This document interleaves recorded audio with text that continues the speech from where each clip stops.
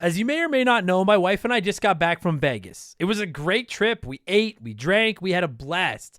But then we got home and looked at the credit card, and I gotta say, it doesn't matter how much fun you're having, $25 for a drink is a ripoff. Frickin' Vegas. I hate getting ripped off, and so do the lads over at Harry's. They spent years watching the razor blade companies rip people off and said, no more.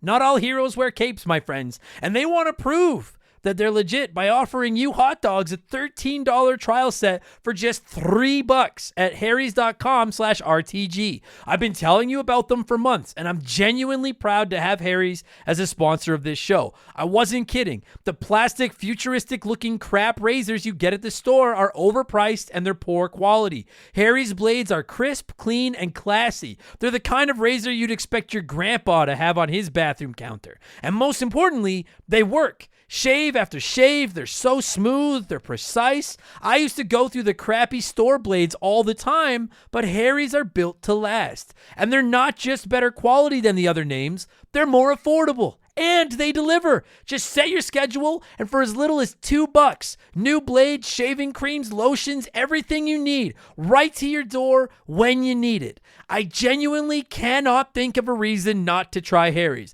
And I'm not just saying this because they're sponsors. They're the best shaving supplies I've ever used. Try them out, and if you're not happy, your shave's on them. And unlike the other subscriptions, they're really easy to cancel if you want to too, which is a nice bonus, but believe me, you're not going to want to cancel. Getting ripped off isn't funny. Switch to Harry's. Get started with a $13 trial set for just $3 at harrys.com/RTG. That's harrys.com/RTG for a $3 trial set. Remember the Game is brought to you by my website, abcomedy.net. As you may or may not know, I'm a comedian by night. And as much as I love talking about old video games, telling jokes is how I actually pay my bills. So please check out my website. In addition to old episodes of this podcast, you'll find my blog, videos of my stand-up, all of my upcoming shows, and my contact information.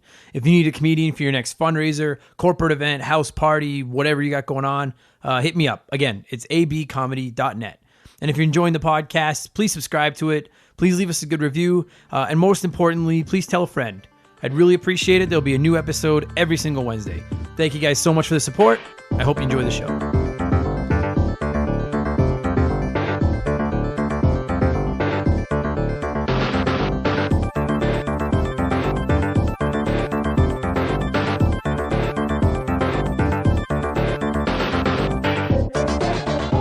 What's up, everybody? Welcome back to Remember the Game, my retro gaming podcast, where every week a buddy of mine and I sit down and geek out about a game from back in the day. My name is Adam Blank. Thank you guys so much for listening, coming back. If it's your first time, welcome.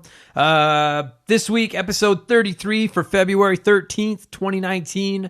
My pal Patrick is back, and we look at a little cult classic, one of the funniest video games of the 16-bit era, the original Earthworm Jim on the Super Nintendo and the Sega Genesis. It actually released first on the Sega, then came to Super Nintendo shortly after, but you guys know I'm a Nintendo homer, so I'm going to give Super Nintendo their props first. Earthworm Jim, I'm excited about this one, man. This is just one of those weird games. You know, I don't know how many people listening to this have played Earthworm, but I think everyone knows Earthworm from back in the day.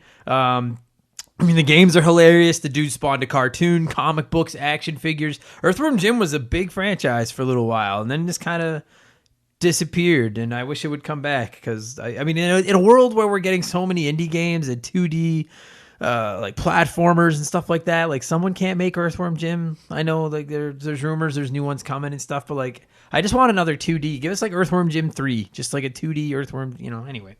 So that's what we're talking about this week. Before that, you guys know I have to ramble for a few minutes. You can find us on Twitter and Instagram at Remember the Game, and you can find us on Facebook at facebook.com/Remember the Game.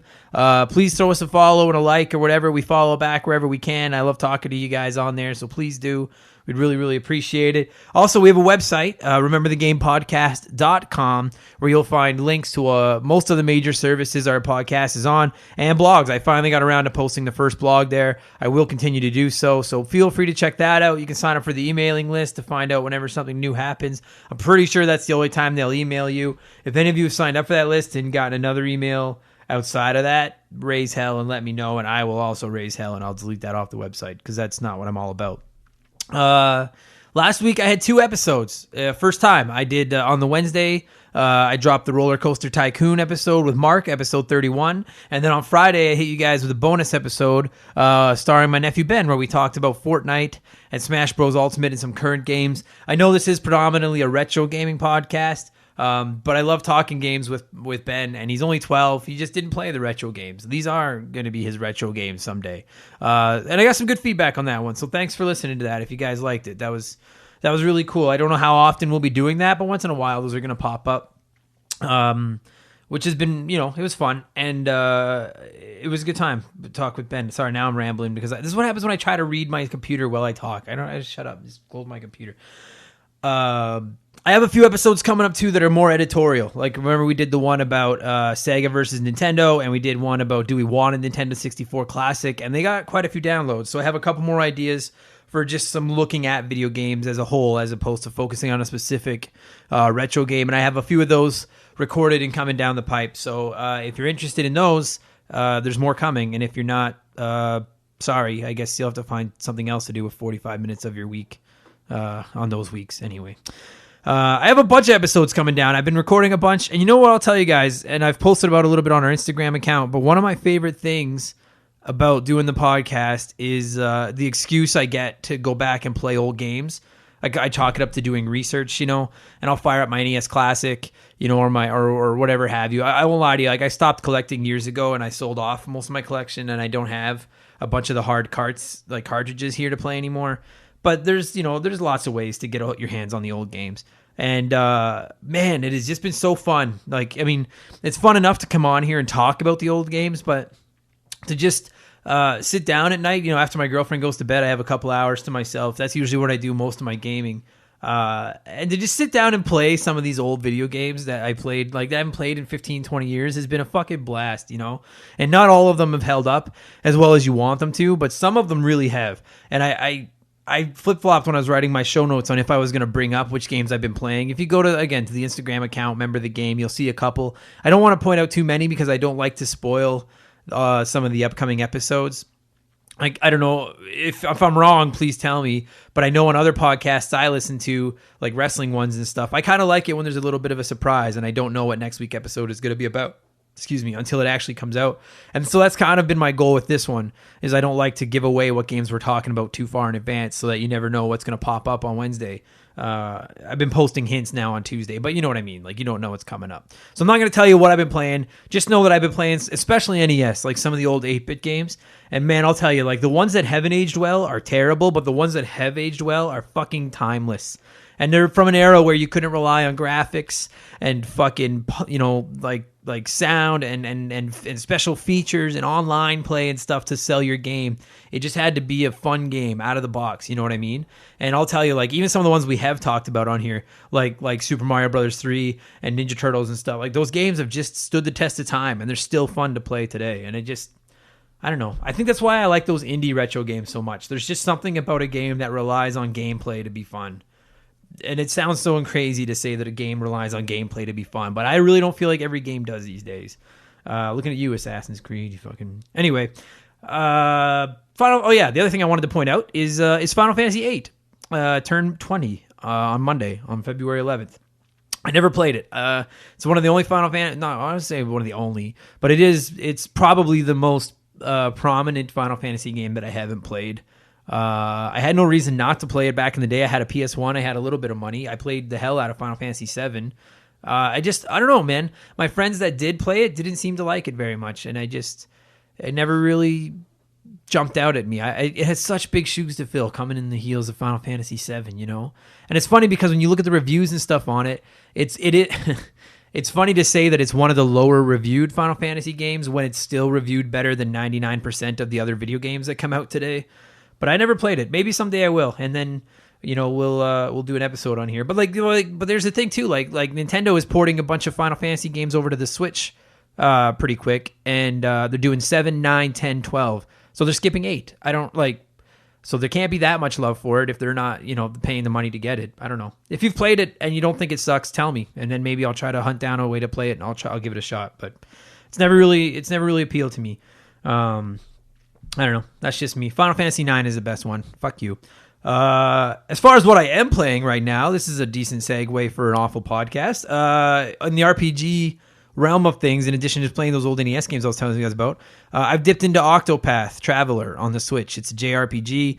It got pretty good reviews when it came out. A few people kind of crapped on it. Most people were on board, and I've just been dragging my feet on playing it forever. And I finally fired it up a little over a week ago, and yeah, it's if you're a JRPG fan and you got a Switch, yes, it's awesome. I'm loving it.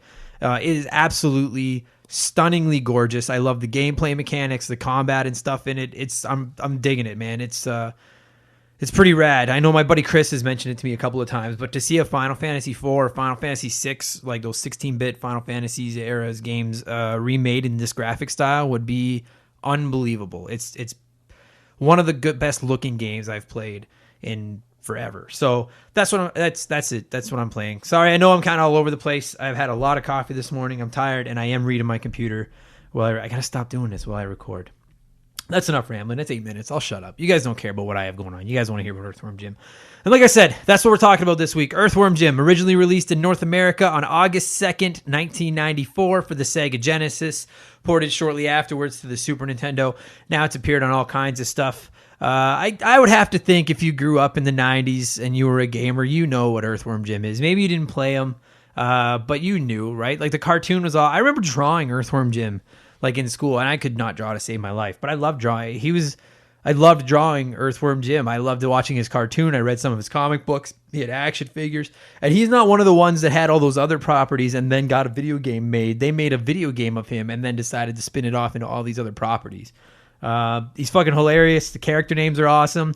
You guys are about to hear his... I'm not going to do the cue the music and play music, because the music you're about to hear between me and the podcast with Patrick is the theme song from his cartoon. It's awesome.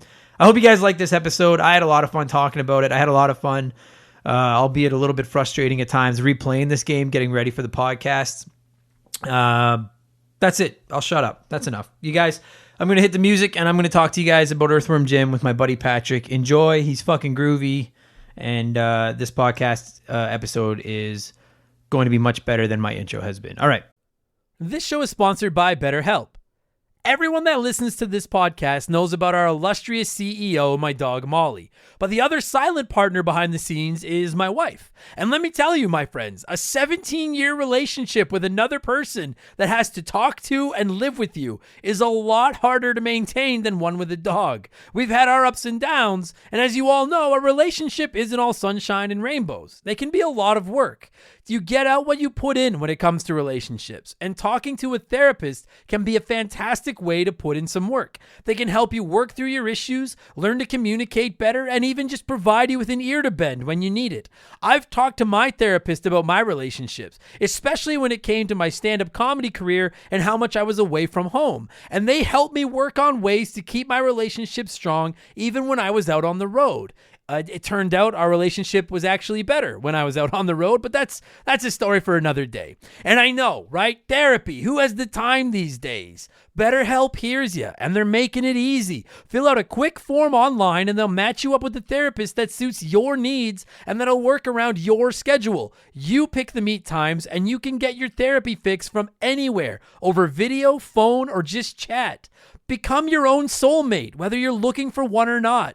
Visit BetterHelp.com/rememberthegame today to get 10% off your first month. That's BetterHelp, HELP.com/rememberthegame. Check it out, guys. Here we go.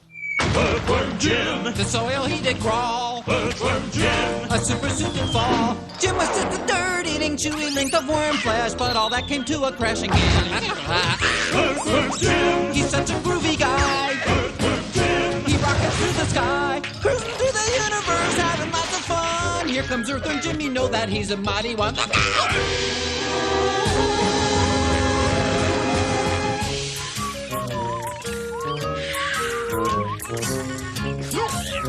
Despite his great big muscles and his really big ray gun, Jim is still an earthworm, but then he's the only one with a super suit to make him really super strong. Jim can be a winner if we only sing along. Earthworm Jim, We think he's mighty fine. Earthworm Jim, A hero for all time. Earthworm Jim. Hooray for Jim! Γιος κόλικας Jim. Groovy! Beautiful. First of all, my guest this week is Patrick McGrath. How are you, my friend? I'm good, man. Thank you so much for taking time out of your Saturday to come nerd out with me. Absolutely. Thanks for having me. Of course. You and I have been trying to set this up for quite a while, so I'm pretty excited that we were finally able to make this happen. Yeah. So when I messaged you about what games you want to talk about, you wrote back, and I don't know what order these two are going to go up. One of them may have already gone up. It won't matter. But you picked two of the most sadistic games you could have picked, and one of them is Earthworm Jim. Yeah. Now, I personally am only familiar with the Super Nintendo edition. Yeah, me too. That's the way I played it. I actually just recently found out that it was originally made for the Sega Genesis. I didn't know that. No, I honestly found some stuff out researching this one too. Yeah. This has been one of those ones, like I was just saying to you, sometimes I don't do any homework, sometimes I have to do some. Yeah. This was one of those ones where I was like, as soon as I started doing homework, man, the memories and stuff, I was like, oh yeah. Yeah. So, Yeah. Did you own it growing up?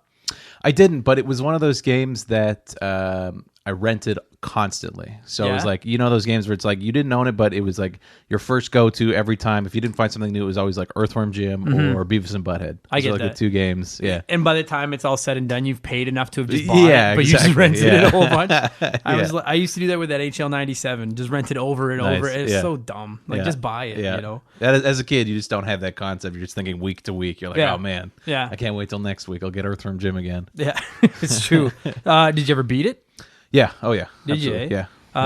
Now I'm not gonna lie to you. I've only been playing it for about a week. Yeah. Trying to get back into the flow for this podcast, and I have not. It's tough, dude. I actually just finished it this morning again. Is that right? Yeah. It is a fucking vicious. Yeah. I have some things about it I love, Yeah. and I have some things about it that make me insane. For sure. Let's get. What do you love? Well, first and foremost, the animation and the style in Earthworm Jim beautiful. is beautiful. Beautiful. Like, I love it. It as a kid, just the absurdist animation and humor behind it was like everything that I was about. It completely drew me to that. it literally is like playing a cartoon. Yeah. It's perfect. Yeah. And it's like I've never hid the fact on this podcast that I'm a 16-bit Yeah. junkie. Like Yeah. that's my favorite era of video games. Me as well. Yeah. Right? Like Yeah. and they look beautiful, but even from like this game stands up against anything from that era. Absolutely. Both of them do. Yeah, You know? absolutely. And like it's not just the way, don't mind my dog's army crawling around the carpet. She does it all the time. She's like I said, the producer of the show. It's not just like the animations, like the actual like the colors and everything, but it's so fluid. Yeah, and You then know? the movement is fluid, and which is what you really want from those platformer type games, right? Is like tight, responsive controls, and it still holds up. Like you still play it, and there's no learning curve, which is what I have a problem with going back to a lot of old games.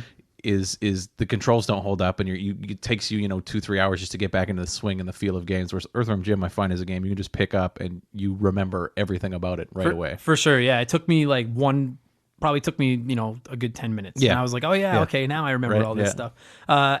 And so keeping on the note of the animation and the styles and stuff, like Earthworm Jim as a whole, like, I mean, I loved the cartoon. Absolutely. Right? Like Yeah. I The like toy this line. got Yeah. this got me remembering Yeah. all of that stuff. I used to draw Earthworm Jim. Yeah, so did I. Yeah. I can't draw, but I tried. He is such a hilarious character because, like, really, Yeah. he's just a worm. Yeah. in this Right, suit, in this super suit, right? yeah.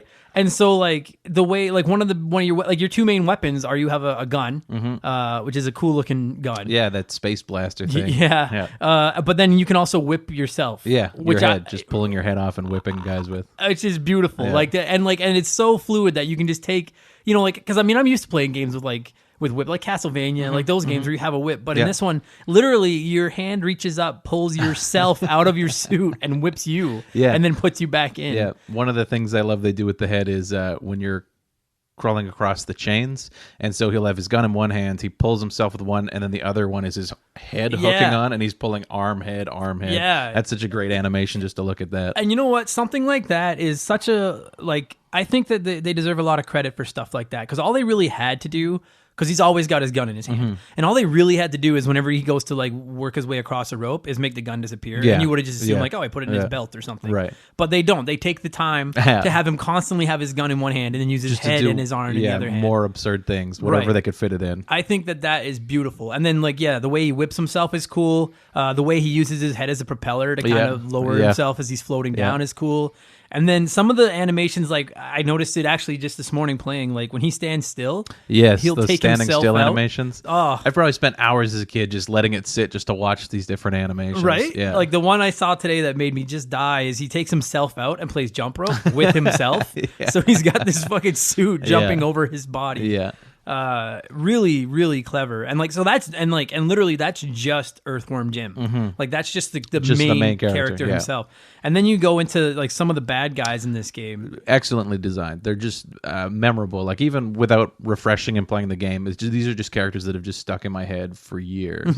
Yeah. Like it's really creative. They didn't half-ass it. Like this game, like, I mean, like you could go look at something like Battletoads or any of those, and like I love Battletoads, but you could totally look at Battletoads as like, well, they saw Ninja Turtles and they wanted to cash in. Absolutely, yeah. And when I was reading about Earthworm Jim, that is something that originally inspired them was the Ninja Turtles and the money they made from that franchise. Absolutely. But they didn't mail it in and just make a Ninja Turtle ripoff. Like this is a completely unique universe with all these creative, funny characters. Yeah, and the other thing they were going for was making a game that also kind of made fun of all these other types of platforming games. Right, yeah. With like the main female Princess What's Her Name. Princess What's Her Name, Yeah, which and is just hilarious. Making fun of the fact that a lot of these games had these kind of almost cut and dry or cut and paste female characters that didn't really matter what they were there for. Right, yeah. It was just a MacGuffin device to drive the story forward. It's like, I don't want to say before its time, but it almost is. It felt like it. As a right? kid, it was like one of those things of like, I've never seen anything like this before. No, they were parodying everything that was current and cool, Yeah, you know? yeah. And it was like make no mistake, this game screams mid 90s. Like it goes for the kind of the gross out humor, Yeah. and it goes for that Yeah. that silly, you know, like so I couldn't remember all of them. I wrote down the names of some of the characters in this universe. So Yeah. like you said, there's Earthworm Jim, Yeah. and then the princess you're trying to save is Princess What's Her Name, Yeah. which is hilarious. There's Peter Puppy, Yeah. the dog that's like His sidekick. Yeah, his sidekick, who is like the most chill, nice guy in the world. Like still he gets scared or angry. Yeah. And then he goes Incredible Hulk style. Yeah. Until Jim steps on his foot. Yeah. And then he just goes nuts and attacks Jim. Yeah. But then like some of these villains, like the Psy-Crow, Yeah. that's clever enough. Queen-Slug-For-A-Butt, Evil the Cat, Bob the Killer Goldfish, which Yeah. is my favorite. Yeah. Major Mucus, Professor Monkey for a Head. Like Yeah. What more do you need as a kid in the 90s? It's genius, Yeah. right? Like it really. Yeah. It's sad, kind of, because like the franchise is dead. It is. think, It you is. know, Absolutely is. Yeah. I mean, they did a HD remaster a few years ago, I think. Yeah. I never. Did you play it? I did. It was good. Was it? But it doesn't exist anymore because the license or the partnership between the two companies had run out. So they took it. You can't find it anymore in digital stores and stuff like that. That happens too much. Yeah. I think what killed it was the 3D version on the N64. Yeah. And that was because the original company, Shiny, didn't have anything to do with it. They had sold the rights to another company, or they got bought out by Interplay, and then they didn't want to make a sequel, so they gave it to somebody else, and it was just a pile of shit. Oh, I never played it. I saw It's the reviews. awful. Yeah. I played it as an emulator, and I was like, I'm so glad I did not play this as a kid. That's one more reason why that 64 PS1 era just doesn't shine Yeah. at all. The amount of like Mega Man, Bomberman, the amount of games that went to 3D and died. Yeah. This is another one. Absolutely. But it's too bad because I think if Earthworm Jim came out now, people would totally get on board with it. Oh, I absolutely. think people would. So. You know, like you look at some of the cartoons today, stuff like Rick and Morty and those types of, like, you know what I mean? Like the children, like they look kind of kiddie, but they're completely for adults. Yeah. You know what I mean? Yeah, absolutely. And they could totally do that with Earthworm Jim now. If they He's the wanted. worm we need right now. He's the worm we need. So I love the animation style in it. It is literally it's I would put it in probably in the 10 best looking franchises on the Super Nintendo. I think so. You know, Yeah. like either game. Like I only owned Earthworm Jim 2 as a kid. I never had the first one, but Yeah. I've played the first one. Right. And they both look gorgeous. One of the things I don't like about it is it's not the controls necessarily, because the controls at their bases are easy. You jump, you shoot your gun, you whip your head. I think what irritates me and what irritated me playing through it the first couple of times till I kind of got a hang for it is not knowing what exactly in the background and in the design hurts you For sure. and what doesn't, Yeah. you know? Yeah. And I don't know if that is chalked up to, I don't want to say necessarily inexperience to making a game, or if it's like... It they could have. just- It was their first game that they Right, made. which Yeah. I think is part of it. And I think part of it was they were trying so hard to go for that fluid cartoon look. Yeah, and a lot of the backgrounds had, that like pre-rendered kind of look where it was like a painted background Yeah. with an animation over top. And It is definitely hard to distinguish, like especially when you're looking for those hooks and things like that. Drives me crazy. And it's, because there are other games like one of the games I think of with this style kind of a graphics is like the Donkey Kong Country games, and I've played the shit out of those games. And I don't remember ever not knowing what would hurt me and what wouldn't. Do you know what I mean? Yeah. Whereas, and maybe that's just the more experience, I don't know. I just, when I play Earthworm Jim, like that first time I played through that first level, New Junk City, wasn't too bad outside of the spikes at the bottom where I quickly realized all the basically little spikes anything pointy and spiky is going to hurt you. But to me, like, what really came to fruition to me was the third level, What the Heck, which is basically playing in hell, which is hilarious. And and so to get back to the villains quickly, one of the villains in What the Heck is lawyers. Just lawyers in hell, and they're hard, Yeah. but that's hilarious. But that was one where like I was like, oh, okay, these hurt me. Like, oh, these don't. I can grab this and climb on it, but I can't climb on this. You know, certainly not enough to like ruin the game for you. Yeah, health is so abundant in that game where if you make a mistake, you're gonna recoup that loss pretty quickly, I find. Yeah, I would say so for the most part. Yeah, it's and that's another thing is some of the villains, they're not necessarily hard. It's just that like they're vicious. There's aggravating characters. Oh for sure. God, man! Like even when you just talk of the first world, the Junk City one, those fucking crows. There's these crows, and they're easy to see. Yeah. And one hit with your whip kills them. Yeah. But if they get a hold of you, then you have to. When they bite onto your head and they start pulling at the worm part, and there's nothing you can do for about 2 seconds but to sit there and watch these birds pulling your fucking head, and you're just like, okay, I get it. Like they're just take satisfying. They're satisfying to kill though, like aren't they? When they explode and the beak goes flying off. Yeah, it's the same as those fucking dogs. Yeah, there's these fucking vicious dogs. They just look like they're made out of puke and nails. Yeah, and when they get a hold of you, then you have to sit there and watch the anime. And like I get the animation is funny, but it's frustrating sometimes when you're sitting there getting hit over and over and over. And oh fuck. That said, the game really pushes exploration, which I think is cool too. Like the levels are big. Yeah, and there's a lot of secrets too. Right. Yeah, which I think is really rad. I enjoy that kind of stuff. I'm like, I like going from A to B. Like when I play like a Mario or something. But I also really like it when I can just take my and no timer. No time limit. Yeah, which you're is not penalized. Which is like no video game. If I have one criticism, Mario's my guy. Yeah. If I have one criticism of those games, get rid of the fucking timers. Yeah. Just let us play the game. Agreed. Yeah.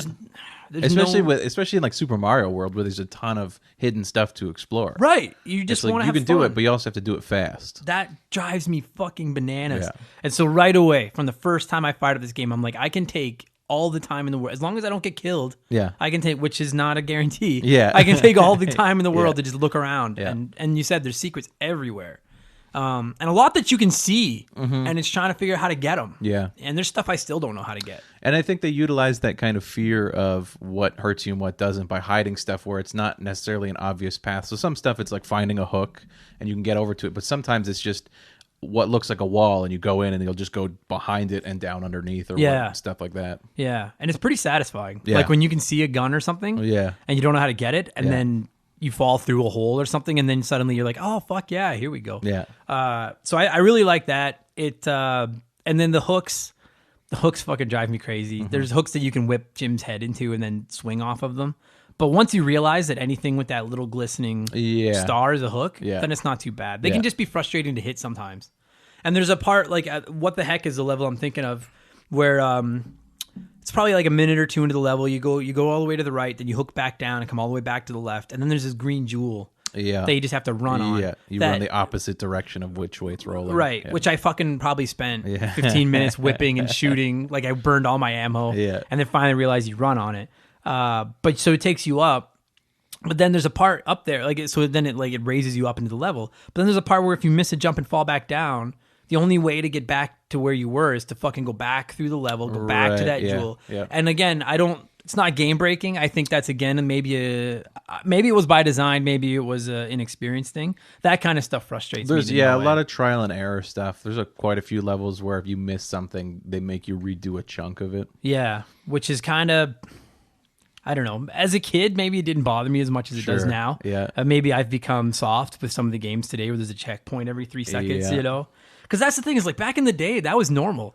You know, if you died or if something happened, you had to play a big part of it over again. Right, yeah. And I mean, you're coming from a game that there's only, total 7 levels, I think? 7 worlds? Or 7 or 6? That's what I was going to ask you because I never got by what the heck. Okay. So you're going to have to steer it. Like, Okay. at least not that I can Okay. remember. So I think it's 7, but it might be 6, and there's 7 on the Sega Genesis because there's an exclusive level on the Sega Genesis version that I've never played.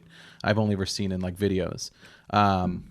So you've never made it past what the heck? So you don't even Not in know a the long most time. frustrating parts of the game. Oh, fuck. I can't even imagine. So after what the heck is the down the tubes level, and that's where you're going through the tubes, and a big portion of the game is getting into a submersible little bubble of a sub, and you have to travel through the water but not hit it on any of the edges. But you're given a finite amount of time because it's the oxygen level or whatever it is.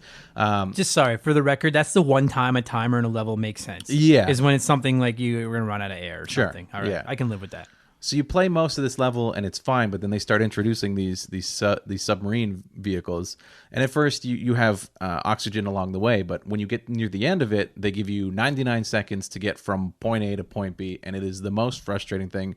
Replaying it last night and this morning was very aggravating because I'd redid it 100 times before I finally was able to get through it again. And once you get through, it's not like it's a big deal. It's just like, oh, you should have been able to do this Right. all along. Right. Well, that's how you always feel after you beat it. Yeah, and one of the other characters that is really aggravating to deal with. So Bob the Killer Goldfish, he has that giant cat character. Yeah. That carries him. So in the tubes level, they have these parts where these cat henchmen walk back and forth, and there's a small bubble on the top with a rail that you can hold onto. So similar to the dogs in New Junk City, where you have to grab and kind of pull your ass end up Right. to avoid getting hit. Right. But they'll put 2 of them back to back, and if you make it through the first one, but then the other one catches you, he grabs you by the neck and punches you and sends you flying back. He takes like 40 points off your health. And if you get hit by the second one, you're going to get hit by the first ones. It'll just push you back, and if you keep messing up, it'll just continually push you back, and you'll only do that 2 or 3 times before it kills you. And it's just such a small part. You can easily get past it, but if you just mess up that timing Right. or don't commit to the timing of it, it's very aggravating. I didn't really think about it till I started playing this game for this podcast again. Because when we were kids, like back in the 90s, when you play these games, and they were really hard, and when you died, you went back forever and stuff. It didn't seem that aggravating because it was just normal. That's just what we were used to. You had nothing to compare it to, yeah. Right. And I really don't know because now it's not so much like that. There's checkpoints fucking everywhere in Sure. video games. You can save every 3 When seconds. I play games on Super Nintendo emulator, I'm constantly like save state, Of course, save me state, too. so I can just redo Me it too. over and over. I'll Yeah. admit it. I'm Yeah, cheap like absolutely. that. And it's like I just finished the original Zelda for the first time on the NES. I never finished it, and so I never finally finished it. and I did it, and it really wasn't that bad. Yeah. But I had save states. Yeah, exactly. exactly. And I'm like, Yeah. if I didn't have save states, and I don't even know, and I wonder if like when they made these games back in the day, was it a design because they just didn't know better and that was just this industry standard? Or I wonder if they did stuff like that to make the game longer. I think it was to make it longer. I mean, know? you're paying for this cartridge that only holds a finite amount of information. Right. I think you had to make it as difficult as possible. You look at games like Contra 3, Alien Wars. It's just like absurdly difficult. Yeah. All of the Contra games, for that matter, are just They are. insanely difficult. And I think it comes from a time of that's what arcade games were like too, right? So Yeah. Well, but like arcade games were designed to kill you so that you'd pump exactly more money right? in, right? Yeah. So, but I mean, a lot of these games are just made by these companies that were making arcade games, or they were ports of these games, Right. and that's what kind of set the industry standard, I believe. Right. And it seems frustrating to look at how hard some of these games were, but then you're like, can you imagine, I don't even remember what games were worth back then, but just say they are like they are now. Like say you shelled out $70 Mm-hmm. for Earthworm Jim and you fucking brought it home and then you beat it in a day. You'd Yeah, be like, right? what the fuck is Like you can beat that whole game in an hour if you know what you're doing. Absolutely, right? And that's tons of those old games, Yeah. And so I wonder if part of it was they had to make it hard so you didn't just breeze through, I think so, and you're marketing it towards kids for the Mm-hmm. most part. So there's going to be that attention span where they're going to be able to replay like I did. Right, Like yeah. There was a long time where I was renting the game. It's not like I was renting it and beating it. I was renting it and same thing. I was getting to a certain part and not getting past it, and then having to go back and slowly getting further and further. Yeah. And I'll tell you, there was something like it seems frustrating now, but there was something satisfying about that too, right? Mm-hmm. And I think part of it was when you were a kid, you couldn't buy Like I could buy a game right now if I want to. I can just go to the store, Buy go online, anything. and buy Yeah. a game. Yeah. I've got disposable income. I'm an adult. Yeah. But when you're a kid, you only got games a couple times a year, like physical, like to Yeah. own, right? Yeah. So when you did get one, even if it was the hardest, I think that's the NES more than anything. And I'm not going to get on a tangent. We're going to stick with Earthworm Jim. But NES, Super Nintendo, Sega, all those games. There's a lot of games that are fucking so hard. Yeah. But as a kid, that was the game you got for Christmas. So you're like, well, this is what I'm playing for the next 4 months. Yeah. So you do just constantly hammer at it and get a Yeah. little bit better. Yeah, So it didn't exactly. seem as bad as it does now, you know? This game, the first couple of times I played it, I was getting so fucking angry. And then I started to chill out and it started to come back. That muscle memory started to come Yeah. back. Yeah. So, okay, so you do that level. And then what comes after that one? So we're level, that's 2, 3. Because there's Junk City and then Yeah. the one where you're racing Psychro. Yeah, and that happens in between each level, the Andy Asteroids level. Oh, okay. So every time you beat a level, you do that Andy Asteroids. I love those. They're great. And yeah. again, for what the system was capable of, like they're really good looking levels. Like Yeah. they're fun, Yeah. you know? Yeah. And so I'm having trouble remembering what comes after that, but then Is that the one where you have to guide Peter? that's what it is. Oh, that yeah. fuck. So that I do remember that level. yeah, So I have that's been there at some one of point. my least favorites. I absolutely hate doing that level. Every escort in- mission in in- every video game sucks. In both Earthworm Jims, the Peter Puppy levels are awful. Yeah. They're awesome to look at because that one's got so much crazy stuff going on, Right. And a bunch of like game mechanics that aren't in like the springboards and stuff.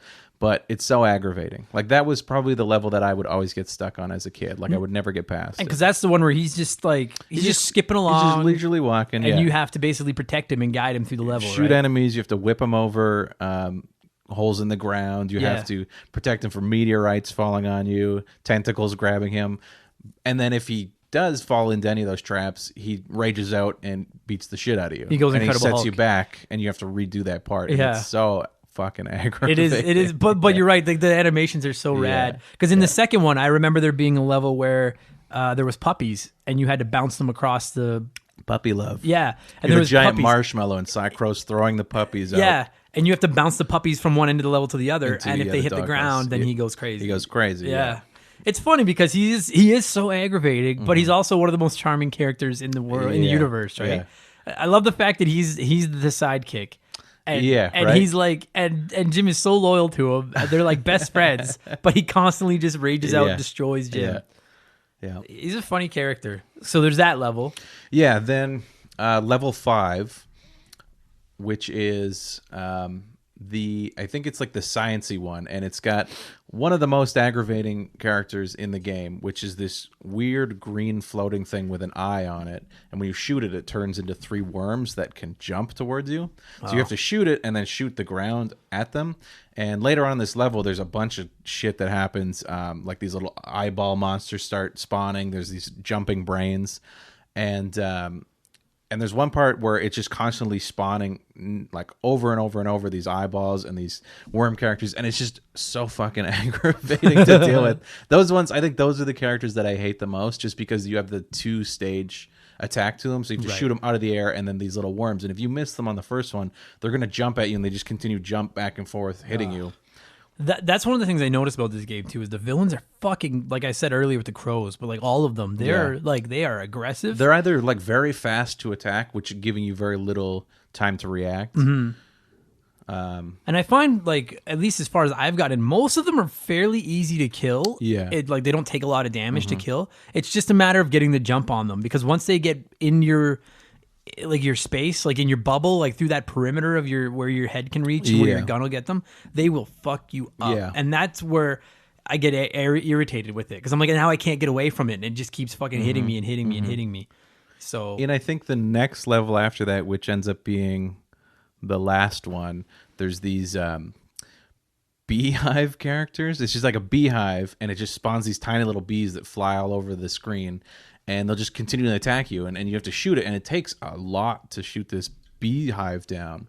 And if it falls on you, it takes damage, and it's just so aggravating. That ends up to being what the end boss, the Queen-Slug-For-A-Butt, ends up shooting at you. You circle a platform around her, and she just keeps spawning bees at you. and you have to fight Queen-Slug-For-A-Butt. Yeah. So and fuck, it's such a stupid name. Yeah. And I like the whole premise of the Earthworm Jim universe is that they had the super suit. it was theirs. Right. And Yeah. and I think it was Psycho, one of them dropped it, and Earthworm Yeah. Jim, who was just a regular worm, found it and turned it into Earthworm Jim, and now they want their They suit want it back. Yeah. Yeah, so you go, it's such a stupid universe. Everything is very on the nose, which is what I like. Like it's just very like Earthworm Jim, Psycho. Everything is just like almost exactly what the characters are. Yeah, it's funny, because like when I think of that era, I think of like, I mean, now I think of Earthworm Jim, but I think of stuff like Rocko's Modern Life. Yeah, absolutely. I think Yeah. of like Ren and It Stimpy. easily could have been a Nickelodeon franchise. Totally for sure. could have, Yeah.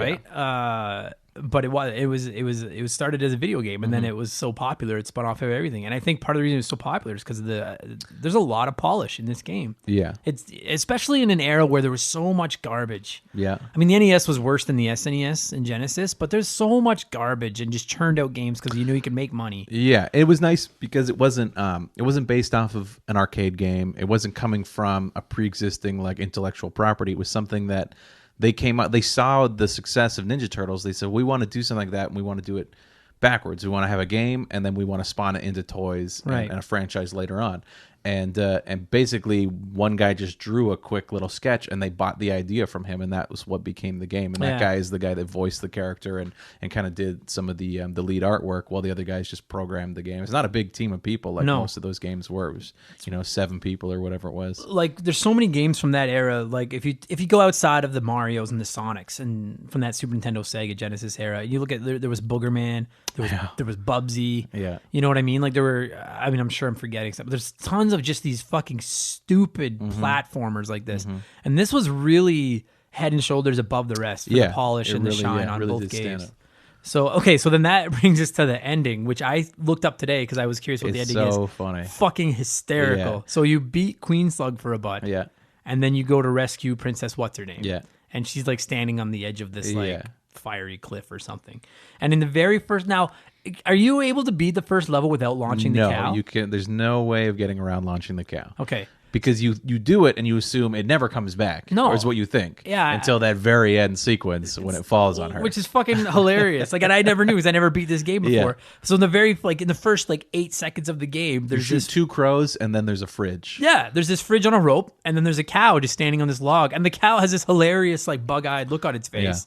And eventually, you knock this fridge down, and it launches this cow. It lands on the other side. It's like seesaw. It shoots this cow up into the air, and it says "cow launched." Cow launched, yeah. And I had no idea why I was doing that, Yeah. but I thought maybe every level has a cow you launch or something. So I was like, okay, well, whatever. At the end of the game, you go and you rescue and you're like making googly eyes at the princess and everything. And suddenly this fucking cow comes and lands on the princess. This cow you launched 2 hours ago at the beginning of the game just comes and lands on Princess What's Her Name. That's it. And then Jim just mopes Walks away. away. He just right. has this That's right. dejected look on his Yeah. face, and he just walks away. Yeah.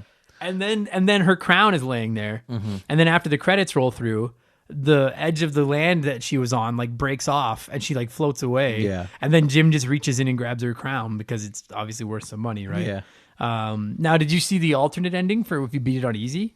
No, I don't think so. Okay, so this I didn't know this till today. I looked it up. So this is that's the ending, right? Yeah. I'm not forgetting anything. Right? No, that's no, the ending. that's fucking That's hilarious. as I remember it. It would be like if you fucking saved Princess Peach at the end of a Mario game, and then one of the first bad guys you killed came and landed on Well, her or that's exactly something. what it is. It's that mocking of that your princess is in another castle kind Yeah. of thing. There is no resolve. It's this is his hysterical. whole driving force to the game. He has this super suit and he's not using it for anything other than to get through all of these levels to save this princess that he's so in love with, and she just does not give a shit about him at all. Yeah. And then at the end, she dies. I don't know if she actually dies. It doesn't show her died. Her eyes Right. are She's open, in the but- second one, so So she can't be that Yeah.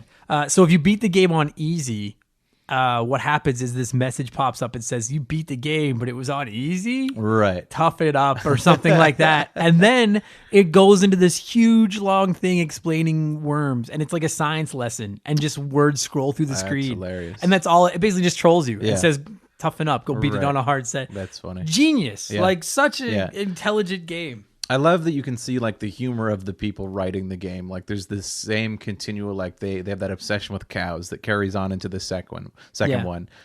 In the second one they have the pigs that you can carry, and just the That first boss in New Junk City, that dude that's on the crane type thing. Yeah, and yeah. he just starts burping fish at you. That's Yeah. so fucking gross. It's so But gross. It's He's like, just you a know, fat somebody pig. who's like, this is hilarious. It is, yeah. It goes to that gross out humor, but in more of a clever way than a lot of the other Yeah. games.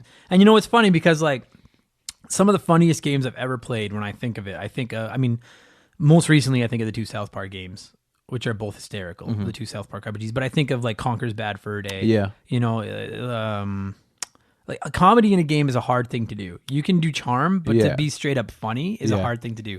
And the Earthworm Jim games are legitimately funny. They're hilarious, You know? And that's something I meant to mention too, is not only is the animation great, but the music and the sound is fucking Music is phenomenal. outstanding. Yeah. This is one of those episodes where I can't wait to edit it and Yeah. throw some of the Oh, music in. absolutely, yeah. Because there's some great tunes in these Yeah, games. I own the Earthworm Jim soundtrack that Tommy Tallarico did. So it's all the uncompressed, like original recordings of what he would have written and performed on like MIDI synthesizers and guitars and stuff. Oh, no way. And it's fantastic, yeah. And so I actually got to meet Tommy Tallarico when he was doing video games live, and it was like one of the first 4 years I think he was doing it. He came through Edmonton, and I bought the CD of the soundtrack, and I got it signed by him. And he said, like, this is the first one I've ever seen anybody like give a shit about. He's like, people forget that I did this score for this, but I love it. He's like, it's one of those games that's like really near and dear to me. And I was like, this has been my favorite since I was a kid. Like, this music is phenomenal. It's rad. Yeah. It's so good. And like, and even the little things they put in, like groovy and Yeah, things like right, that. Like yeah. I know I've said it on here about 3 times already, but like it's really, really remarkable that unproven franchise that they had no idea how it would do Yeah. has the level of polish on it that this game does. Yeah, you right. know? From a company that they had not made a game before this. Yeah. They're coming from an original idea. And I think, actually, no, that's not true. So the team that made up this production team had come from working on, I think, Disney games or something where it was like they were dealing with other people's IP. Okay. And they had to really form into these designs. So Mm-hmm. one of the games they actually did that I know from reading was they did the Cool Spot game, that 7-Up Yeah. like advertisement. I was thinking of him. Yeah. Yeah, so they're like, you have to work within this specific, you can't, there's no real freedom. So when they come up with an original character, they have all this freedom to be like, we can do whatever we whatever want. you want. There's no base for what we're doing. And what I think is really admirable about that is there's a lot of franchises where they'll go get an IP, and it was really bad in this era, in that era. Yeah. But they'll go get the Simpsons IP, Yeah. or something like that. Any movie. Fuck, there's so many bad movie games. Just things like that, or fucking Cool Spot or Yeah. something. And then they do. I feel like a lot of these games are so half-assed because they're like, well, the IP will sell it. The Cheetos game. The Cheetos game, The Fuck. Chester Cheetos. Like yeah, exactly. Like they'll put the face of, I used to have Dennis the Menace, Yeah. the video game. It's so bad. Yeah. But they'll put this face on it and that'll sell it. Yeah. Whereas these guys, it was like, we're up against all these IP that everyone knows, no one knows us. Because the TV show and everything came from the video game. Like the video game is what Yeah. launched And it everything. didn't come till after the second game. Right. Like that was what launched it. And so in an era where, especially where they didn't have the internet to fucking promote their game. Yeah. It was basically word of mouth and magazines. It was the box art. It's what it has. Like when all you have is a physical property, like that hand painted like art on the top of the box. It's just Beautiful. so fantastic. Yeah. Did you read about the commercial that they had for it, like a band? No. So it was. I don't remember seeing it. I don't know if I ever saw it. And I read about it. I should have watched it or looked it up. But it has something to do with. This woman's reading like a bedtime story to a kid, and while she's doing it, she's eating these worms. They're like prop worms, but they look like real worms. And she's like eating these worms as she's telling this story, and it caused like so many people to become like nauseated and call and complain that they ended up removing the advertisement. Oh, Jesus. Yeah. Come on. That's funny, man. Yeah. I wish they would bring it back. What a great Right. franchise. Just doing weird out there stuff like that. Yeah. You know what? I'll tell you, Patrick, I've recorded about, I don't know when this episode will go up, but I've recorded 30, 35 episodes Yeah. of this now. And more than any game I've done so far, this one was one where I was like, I didn't remember anything. Oh, really? And I went back and started playing, and minutes in, I was like, oh, yeah. It all comes and back. It was such a great nostalgia. Yeah, what encouragement. I really loved about doing this game and that we got to do this was it caused me to start thinking about a lot of memories that I had attached to it. And one was growing up in Nova Scotia. This was one that me and my friend Jesse we would play constantly. And he, what I like distinctly remember about this game is he would just steal the game manuals out of boxes when we would rent them. We would keep them, and then he would just draw characters out. So I would draw a little bit, but he was like dead on drawing these Earthworm Jim. Like it was so with the one giant eye. Yeah. And I was like, this sticks out of my head so much. Is just like him drawing, and then like I go to his house and he have the pages torn out from these manuals which had like awesome art on it. Yeah. And this would be a game that we would just play over and over, and just like it just fit in line with our weird absurdist humor and sensibilities and stuff. It's great. Man, there's collectors listening to this that are losing their minds. Yeah. The idea of someone ripping pages out of one of these manuals. Yeah. But, whatever. Right? Yeah. Whatever. No, it fit in perfect. Like I think of that era, and I think of like I said, Rocko's Modern Life, Samurai Pizza Cats, Absolutely. these stupid, Oh, obtuse cartoons that I would watch. Yeah. And Earthworm Jim was right there with the rest of them, Yeah. and he had a phenomenal video game series. Yeah, that cartoon was great. It really Dan was. Castellaneta doing the voice for Earthworm Jim is just fantastic. Homer Simpson Yeah. himself was the voice of Earthworm Jim. Yeah. That's great. I'm gonna put if I can find it, I'm gonna put the theme song from the cartoon. It's into so this, good, dude. It's 'cause burned in my brain forever. Me too. Yeah. I as soon as I got playing it, I was Yeah. humming this stupid song. Patrick, on a scale of 1 to 10, what would you score the original? Now we're only going Super Nintendo. The original Earthworm Jim on the Super Nintendo. What would you score it out of 10? I give it an 8 out of 10, just because there were parts that I had forgotten about later in the game that made me so angry. And I'm like, I wish these weren't in here. But like, it's a near perfect franchise. Like, I had toys from the game, the cartoon, like all of it. I can't exclude that stuff when thinking about the franchise. Like as a whole, it's nearly perfect to me. You want to? I originally, my first 5 minutes replaying it, I was like, this game's getting like a 5. Yeah. So I was getting so mad. Yeah. And every minute I played, I loved it more and more and more. Yeah, 8's a fair score, I think. What a phenomenally polished game. If you guys have never played them, they're not really available anywhere other than ROMs. I'm not telling you to download ROMs, but maybe download ROMs and give it a shot, because have some patience, but just have some fun. They're they're a real trip, man. They're a great time. Yeah. Dude, thank you so much for doing this. Cool, that was man. great. I appreciate it. Thank you. Good stuff.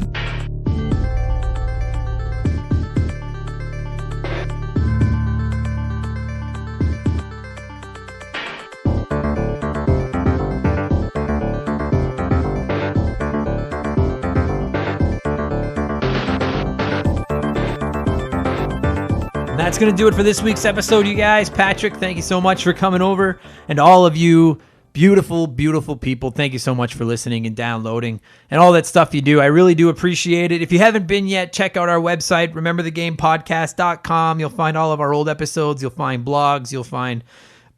Well, that's about it, but it's still really cool. It's worth checking out. And if you enjoyed the episode, leave us a review. That would mean the world to me. Preferably a good one, but a bad one if you feel that way, I guess. I don't know why you keep listening if you hate the podcast, but a review would be really, really cool. And that's it. I'm going to shut up. This episode was long enough. You guys had a lot of fun. I hope. I know I did. I will be back in 7 days for episode 34, a game I'm so excited to talk about. I'll be dropping hints on Instagram going up to it. You guys follow me. You'll like it. That's good enough. Thanks for listening, guys. I'll see you again in a week. Cheers.